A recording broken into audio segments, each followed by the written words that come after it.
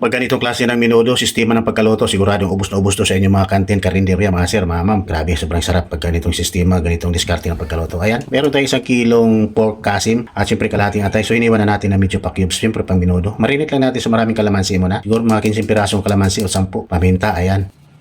Seasoning mga idol, lagyan po natin para masarap. Soy sauce, siguro mga 1/4 cup. Magic sarap, betchin, siyempre nasa inyo na po yan para sumarap yung ating mga ulam na pangtinda natin mga sir. Ayan, marinate lang natin siguro mga kalahating oras. So habang minamarinate natin, prito muna natin yung ating carrots mga idol. So ang purpose natin rito para hindi siya madurog. Siyempre pagluto nga naman at pag hinalo natin mamaya sa ating menudo, okay naluto na siya, wala nang dudurugin mga idol. At syempre, ganun din yung patatas. Lutuin din natin, half cook natin. Para masarap, syempre, mabango na, masarap pa.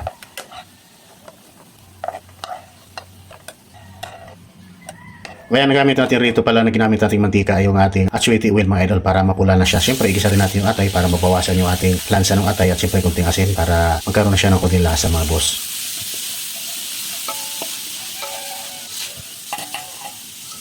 Ayan, pagkagisa-gisa ng konti, hanguin na po natin. Gisa natin yung bawang mga boss, kulang sa mantika, so magdagdag tayo rito ng konting atswete oil para magisa natin na maayos. At syempre yung ating sibuyas, 10 buo ng malaking sibuyas yan, white onions mga idol, gisa natin na maigi. 3 dahon ng laurel, syempre pampalasa din po yan, pampabango. Ayan, nilagay na po natin yung ating nakamarinate na laman mga boss. Nakamarinate lang siya ng mga kalahating oras, ayos na. So ayan ang discard natin rito para mas lalong parang tumingkad yung kanyang lasa. Naglagay tayo rito ng liver spray pero kalahati lang. At syempre isang sachet ng tomato sauce mga boss. Ayan, liver spray, pampalasa talaga yan.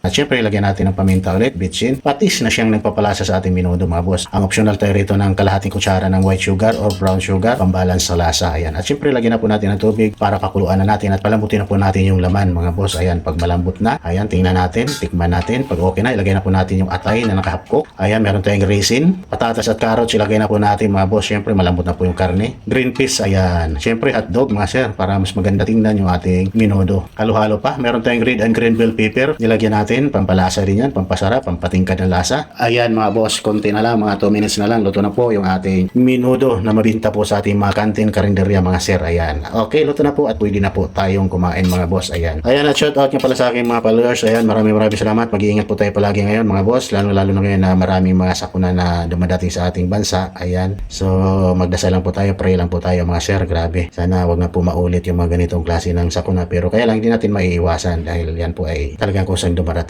Ayan.